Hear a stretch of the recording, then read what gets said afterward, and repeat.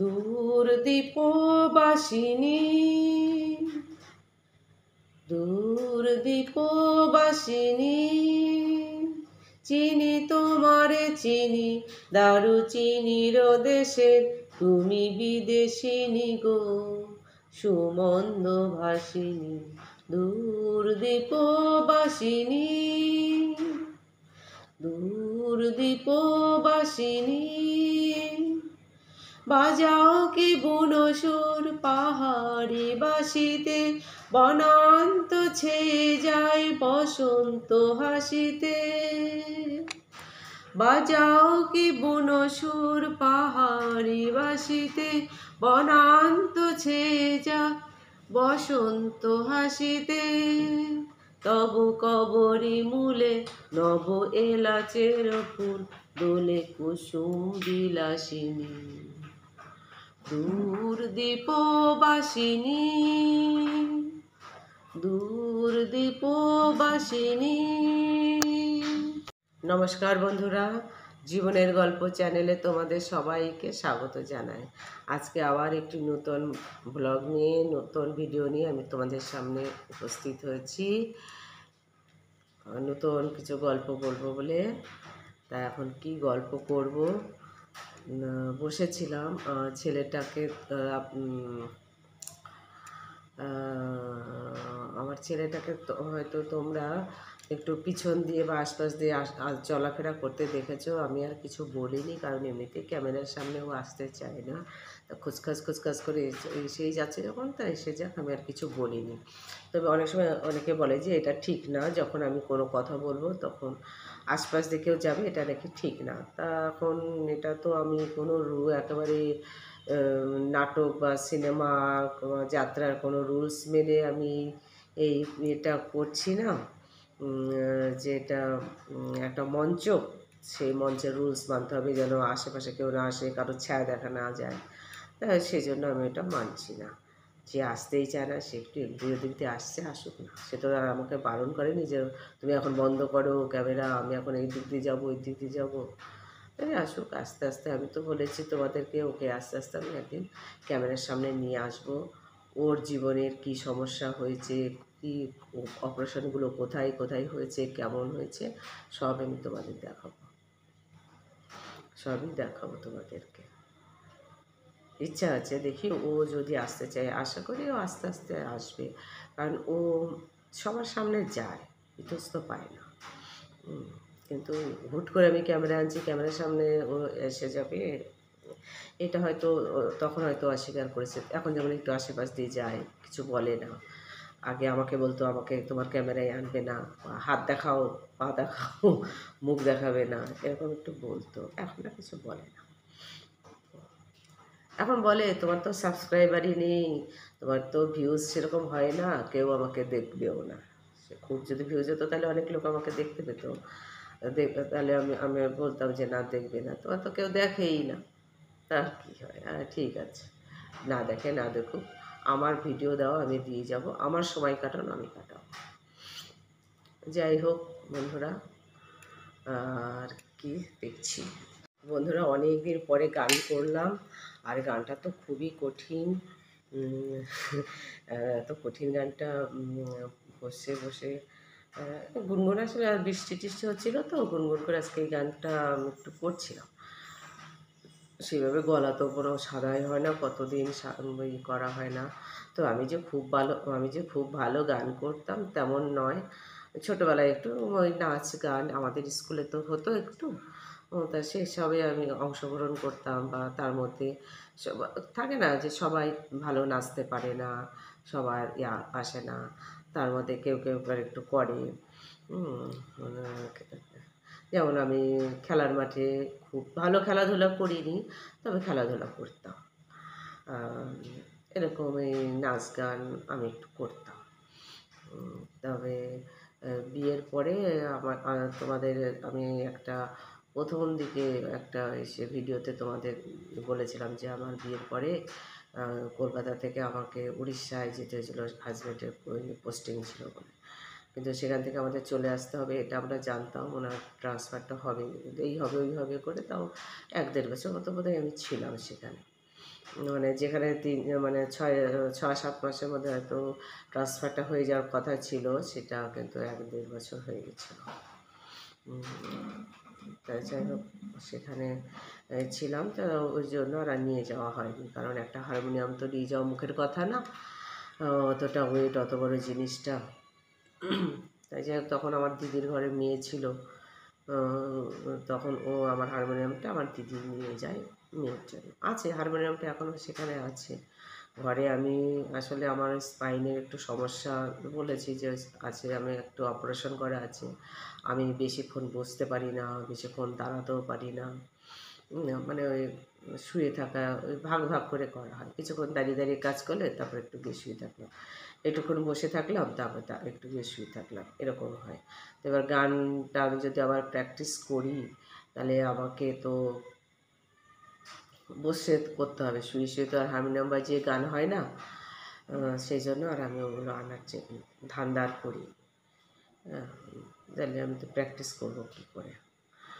তা যাই হোক, রয়েছে। তারপরে আমার যে বিয়ের পরে আমি একটু করেছিলাম, প্র্যাকটিস করেছিলাম, সেটা হচ্ছে গিটারে প্র্যাকটিস করেছিলাম। গিটারটা আমার হাজব্যান্ডের ছিল, ওনার ছিল গিটার। উনি যখন পড়াশোনা করতো তখন উনি গিটার বাজাতো, সেই গিটারটাই আবার আমি কিছুদিন বাজিয়েছিলাম। তো উনি আমাকে শেখায়নি, আমি অন্য একটা যখন আমি নর্থ বেঙ্গল থাকতাম তখন শিখেছিলাম। ওখানে একটা মহিলা ছিল, তার কাছে আমি গিটার শিখেছিলাম। মহিলা তো না, ওটা মেয়ে ছিল, বয়সে বোধহয় আমার বড়ই হবে সে, বয়সে সে আমার বড়ই ছিল। হ্যাঁ, আমি যখন গিটার শিখতে গিয়েছিলাম তখন আমার বয়স হয়তো খুব জোর, হয়তো 23-24 হয়েছিল, কিন্তু উনি এটা মানে প্রায় 30-30 মতো কাছে ছিল। 30 না হলেও 26-27 ছিল মেয়েটার বয়স, যে ওই আমার বয়সের মতনই ছিল। গিটার শিখেছিলাম, তাও বেশ কিছুদিনই শিখেছিলাম, তারপরে ছেলেটা হওয়ার পরে বন্ধ হয়ে গেছিল। তারপরেও প্র্যাকটিস, এবার গিটারটা যে আবার একটু শুরু করব মনে মনে ভাবি। হ্যাঁ, তা সে একটু মন মেজাজ ভালো না থাকলে না এগুলো হয় না। এবার করতে গেলে সেই গিটারটা আমি সেখানে নর্থ বেঙ্গল রেখে চলে এসেছিলাম, আনা হয়নি, ওটা রেখে এসেছি। আর হচ্ছে তাহলে এখন আমাকে আবার কিনতে হবে। এবার কেনা মানে কি, সেটা ভালোভাবেই শিখতে হবে। একটু মন মেজাজ ভালো না থাকলে ছেলেটাকে নিয়ে খুব ভালো লাগে না, ওকে নিয়ে খুব টেনশান করি আমি। সেই জন্য বেকার কিনে টাকা নষ্ট করার দরকার নেই। সেও তো বসে বসে প্র্যাকটিস করতে হবে, কেউ তো আর শুয়ে শুয়ে হবে না, বসে বসে করতে হবে। মানে টাকাটা জলে ফেলে আর কি রাখতে হবে, তারপরে যদি আমি একটুখানি করতে পারি তো করলাম, না পারলাম তো না পারলাম, ওই জন্যই আর কিনি না। দেখা যাক কী হয়। যাই হোক, আমার কি এটাই ওই একটু একটু আমার এই একটু ছিল, মানে সবার তো সব কিছু আসে না, আমার আবার এইগুলো একটু আসে। আমি ভালো গিটারটা আমি অল্প কিছুদিন শিখলেও আমার হাত পরিষ্কার ছিল। অনেকে অনেক দিন শিখেও হাত পরিষ্কার করতে পারে না, কিন্তু আমার হাত পরিষ্কার ছিল। জানি না কেন আমার পরিষ্কার হয়েছিল। আগে আমি গান বাজনা শিখেছিলাম জন্য নাকি, মানে আরেকজন আছে, মানে আমি যার কাছে শিখতাম তার কাছে আরেকজন শিখতো, সেও আমার মতো ছিল। হ্যাঁ, কিন্তু তারপরে তাকে আর গিটার ফিটার বাজাতে আমি দেখিনি। পরে আমি গল্প শুনেছিলাম, তারপরে ওনার সঙ্গে আমার পরিচিত হয়েছিল কি, আমরা একই ফ্ল্যাটে থাকতাম, একই বিল্ডিংয়ে। সে বৌদিটা থাকতো 3 তলায়, আমরা থাকতাম 2 তলায়। সেই বৌদিকে আমি এখন ফেসবুকের ইসের মধ্যে দেখি, যে সেদিনকে হঠাৎ ওনার কথা আমার মনে পড়লো। তাই আমি দেখি তো ফেসবুকে খুলে, বৌদির ফেসবুক আছে কি না, কারণ এতদিনের নাম্বার থাকে না, তো আগে ছিল নাম্বার, এখন আর নেই। সব হ্যান্ডসেট সব চেঞ্জ হতে না, ফোন না করতে করতে সেট চেঞ্জ হতে নাম্বারগুলো সব হয়ে যায়। তখন দেখা যায় প্রয়োজন কোনগুলো সেগুলো নিয়ে নিই, এগুলো তো আর এখন ফোন করা হয় না, আর রাখাও হয় না। তারাও হয়তো নাম্বার চেঞ্জ করে ফেলে কি না।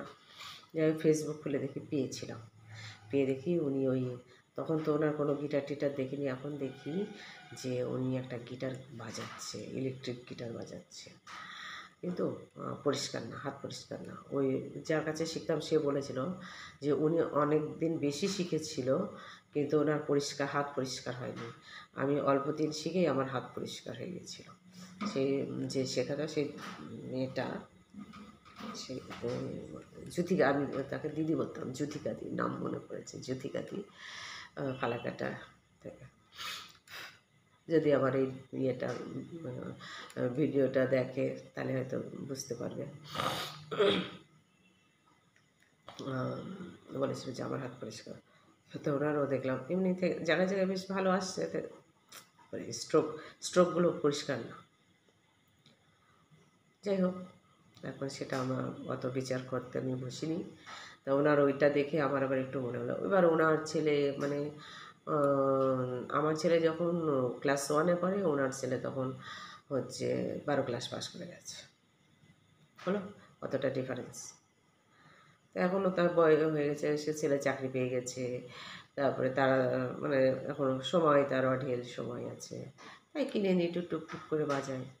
আবার হয়তো শিখছেও নতুন করে, হয়তো কারো কাছে কিছু গান হয়তো শিখেও নিচ্ছে। যাই হোক, এই আর কি। যাই হোক বন্ধুরা, দেখি ইচ্ছা আছে একটু ওই বৌদিরটা দেখে আমার একটু মনে একটু ইচ্ছা হলো যে দেখি সেরকম যদি সুদিন হয় তাহলে একটা গিটার কিনবো, কিনে একটু আবার ট্রাই দেবো। গিটারটা হলে কী হবে, গলার ভালো মন্দ সুরটা তো আর আসছে না। এখন যেমন গলা বেশিরভাগ কেমন কর্কশ হয়ে যায়, গলা শুকিয়ে যায়, কাশি আসে, একটু চড়া সুরে গেলে পরে কাশি এসে যায়, গলা শুকিয়ে যায়। গিটারে তো ওই ঝামেলাটা নেই, তাহলে ওই জন্য গিটারটা সুবিধা হবে। দেখি ওনার দেখে আমার একটু মনের ইচ্ছা হলো, যদি সেরকম সুযোগ সুবিধা হয় দেখি অল্প কিছুদিনের মধ্যে একটা গিটার আমি কিনে নেবো। আর কি বন্ধুরা, আজকের খাওয়া দাওয়া হয়ে গেছে। আজকে তো সেরকম আজকে হচ্ছে দুপুরে একটু মাছের কেনা খাবার খাওয়া হয়ে গেছে। ছেলেটা দুপুরে কেনা খাবার খেতে চাইলো, আনা হলো, কিন্তু ওর বাবা যে সন্ধ্যাবেলায় মোগলাই নিয়ে আসবে আমরা তো জানি না, আর উনি সাধারণত এই ধরনের খাবার খুব কম নিয়ে আসে। এবার উনি সে মোগলাই এনেছে, আমাদের বললে পরে বলতাম একটা মোগলাই নিয়ে আসতে, উনি না বলে আমাদের দুটো মোগলাই নিয়ে এসেছে, কারণ আমি মোগলাই, এগরোল এগুলো খেতে পারি না। কিন্তু উনি জানে না কি বুঝিনি কি কে জানে, দুটো নিয়ে এসেছে। এবার দুটো তো এনেছে, এসে একটু ভালো দোকানের জিনিস এনেছে, তো এই মোগলাইগুলো বড় বড় মোগলাই, একটা মোগলাইতেই আমাদের হয়ে গেছে, আর একটা প্যাকেট ধরেই রয়েছে। কি করব, ফ্রিজে রেখে দিয়েছি, কালকে একটু ভাবছি যে ওই রুটি ভাজার তাওয়ার মধ্যে একটু ভেজে খাবো, আর কী করবো, ফেলে দিতেও কষ্ট লাগছে। যে জন্য খাওয়া, ওই সন্ধ্যাবেলায় ওই অত মোগলাই খেয়ে আর এখন কেউ কিচ্ছু খাবে না বলছে। আর একটা গপুকে একটা মিষ্টি দিয়েছিলাম ক্ষীরকদম, ওর বাবা সেই ক্ষীরকদম খেয়ে জল খেয়ে শুয়ে পড়লো, আর ছেলে তো কিছুই খেলো না, আমিও আর কিছু খাবো না, এখন একটু ওষুধ আছে, ওষুধটা খাবো, ওষুধ খেয়ে শুয়ে পড়বো।